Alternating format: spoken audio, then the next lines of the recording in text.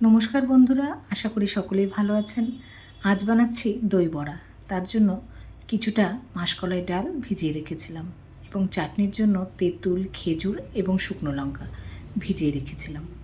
এবার কিছুটা বরফের টুকরো দিয়ে ডালটাকে বেটে নেব, তাহলে ডালটা খুব সহজেই ফুলে ওঠে। ব্যাস, ডালটা বাটা হয়ে গেছে।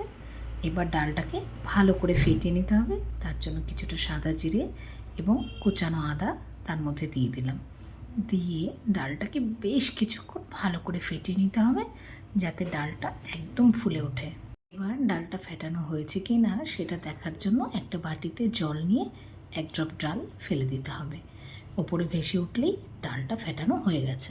এবার হাতে সামান্য একটু জল নিয়ে ডালগুলো নিয়ে সুন্দর বড়ার আকারে করে গরম তেলে, হালকা গরম তেলে ছেড়ে দিতে হবে।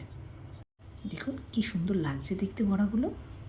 এবার হালকা করে ভেজে নিতে হবে, বেশি লাল করা যাবে না, তাহলে শক্ত হয়ে যাবে। ভাজা চলছে, বেশ সুন্দর করে সবকটা বড়া আমার ভাজা হয়ে গেছে। এবার একটা পাত্রে হালকা গরম জল, তাতে সামান্য শুকনো লঙ্কার গুঁড়ো, ধনে পাতা এবং নুন দিয়ে বড়াগুলোকে ভিজিয়ে রাখার পালা। একটু ভিজে উঠলেই না বেশ সুন্দর ফুলে উঠবে।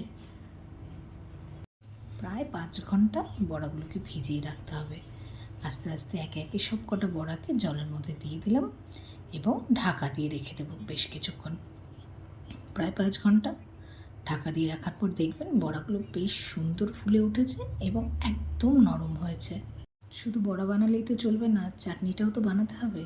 তার জন্য বেশ কিছুটা ধনে পাতা, পুদিনা পাতা, কাঁচা লঙ্কা এবং আদা মিক্সিতে নিয়ে বেশ ভালো করে পেস্ট করে নেব।